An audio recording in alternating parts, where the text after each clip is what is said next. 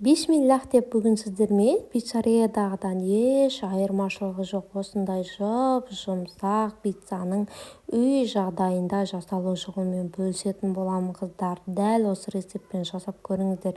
Пиццаларыңыз өте күшті шығады. Алдымен ыдысқа еленген ұнды, үстінен жылы суды, жылы сүтті, тұзды, қантты, ашқыны және сұйық майды салып аламыз. Рецептісін описаниеге қалдырамын қыздар. Дәл сол рецептпен таразымен өлшеп тұрып жасаңыздар.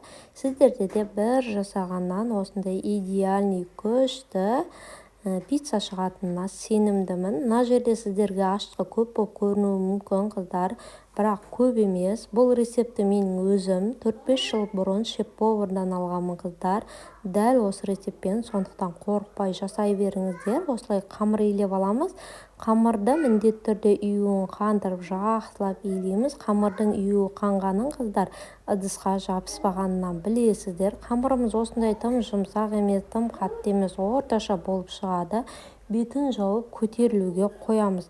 Көтерілгеннен соң қамырды теңдей 3 немесе 4 бөлікке бөліп аламыз. Мен бүгін 4 бөлікке бөліп алдым.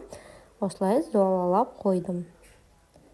Бір бөлігін алып, жұқалап, оның көмегімен сүйіп тұрып, оқтаудың көмегімен жаямыз қыздар. Қолмен жұқарта салу деген болмайды. Қолмен жұқартсаңыздар, пиццаларыңыздың бір жер қалың, бір жер жұқа әртүрлі болып шығады. Сондықтан міндетті түрде оқтаумен жайып алыңыздар. Қалыңдығын шамамен 2 мм-де қыламыз. Жұқалау болуы қажет, себебі тым қалың болса, сіздер пицца емес, нан жеп жатқан сияқты боласыздар. Сол үшін жұқалап жаюға тырысыңыздар. Міне, шамамен осындай жұқалықта болуы қажет. Пергамент қағазына жайылған қамырымызды жайғастырып аламыз, үстінен соусын жағамыз. Соус үшін мен үнемі кетчуп пен майонезді қолданамын. Сіздерге де кетчуп майонез қолдануға кеңес беремін. Үй жағдайында өте оңай әрі өте дәмді.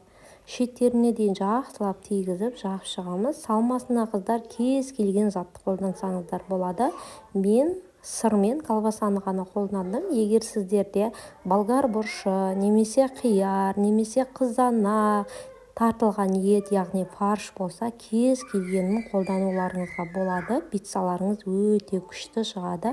Дәл осылай пиццаны дайындап, алдын ала қыздырылған пеште осылай пісіріп алып, ыстықтай қонақтарыңызға ұсынсаңыздар болады. Қыздар, міне пицца дайын. Сіздермен болған Жанар. Егер видео ұнаса, каналыма тіркеліп, лайк басып, пікірлеріңізді қалдыруды ұмытпаңыздар. Алдағы уақытта сіздермен бұдан да күшті рецепттермен бөлісемін.